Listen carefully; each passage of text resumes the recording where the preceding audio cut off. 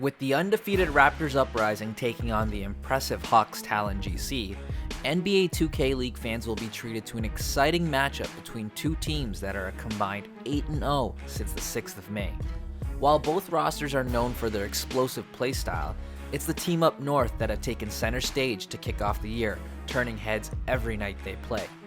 Today, let's take a closer look at how their suffocating trap defense works on this episode of Film Room Rundown, brought to you by Dimer2K. First, let's quickly go over what I feel like can summarize the defense in 5 simple rules. Rule number 1, there are roughly 3 base coverages with multiple variations. Rule number 2, Timely Cook often plays the role of free safety. Rule number 3, if the big receives the ball before half court, immediately blitz him. Rule number 4, in the zone press look, Reese plays the role of strong safety. And rule number 5, when the ball crosses half court, Cook switches back to being an on-ball defender. Now, let's take a closer look at each rule. The first type of coverage is a basic single press look, and something we rarely saw used in the footage against Knicks Gaming. This is a standard run-of-the-mill coverage and is simply used for Cook to formally introduce himself to the opposing point guard.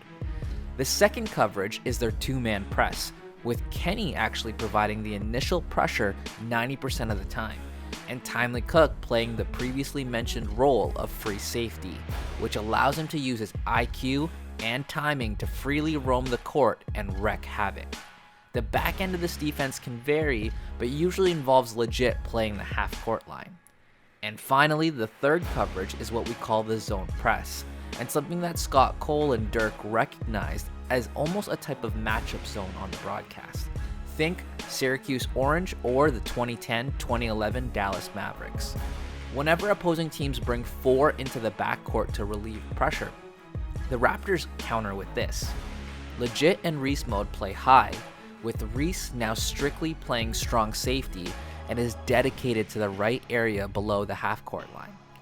With the least amount of mobility, Sick comfortably plays deep, and then of course Cook uses his freedom to roam. The threat of his reputation alone is enough to make the Knicks Gaming teams second-guess themselves. With bigs commonly being used as a security blanket to relieve pressure, the Raptors make it a point of interest to go against the grain by encouraging that and then immediately blitzing the center. Notice how Toronto has Kenny leave his assignment knowing Cook will have his back. Back to the zone press, occasionally Kenny can also play the roamer role, with Cook now applying the pressure baseline. No matter what though, notice how Reese stays locked in on whoever is in his zone. Even when a Knicks player runs up the sideline, because there's still a player in his area, Reese stays committed knowing there's help on the back end. When the Raptors don't have Reese playing his zone, like when they decide to switch things up in the second quarter, it can provide yet another wrinkle for the Knicks or any opposing team to have to digest. Kenny will apply pressure up until half court, and then Cook will switch with him before passing off the player in the paint. Credit to Duck for being patient here, which seems to be the key against this Raptors press. And now finally, let's take a look at the last aspect of Toronto's game plan, and that's what happens when the opposing team gets past half court. Each and every time, Raptors Uprising will have Cook play as the on-ball lock, with Kenny rushing back to the opposite end. Legit always waits for Kenny to get there, and then heads back into the corner himself, allowing his brother Sick to better protect the rim or play the pick and roll. Where opposing teams will likely find the most success against this press is just by asking their point guard to calmly bring the ball up to half court, and then if needed, resetting through their center midway or near the right hash. This also allows the big to be able to make shorter passes, and the Raptors no longer have the same real estate to freely roam around. Of course, making the right read also works if you want to throw passes before half court, but teams must be prepared to be mentally drained by halftime. The Raptors want you to throw that pass before half court, like seen here. To wrap things up, let's take everything we've learned to better highlight how creative Raptors Uprising is at putting this all together. In the opening 2 minutes of the second half, Toronto switches through their various schemes, constantly forcing opposing players to have to think about what is in front of them. In this first clip, Raptors GC start off with their basic single press, but I absolutely love the mind games Cook plays here. waiting for the ball to be inbounded before he activates his lockdown takeover.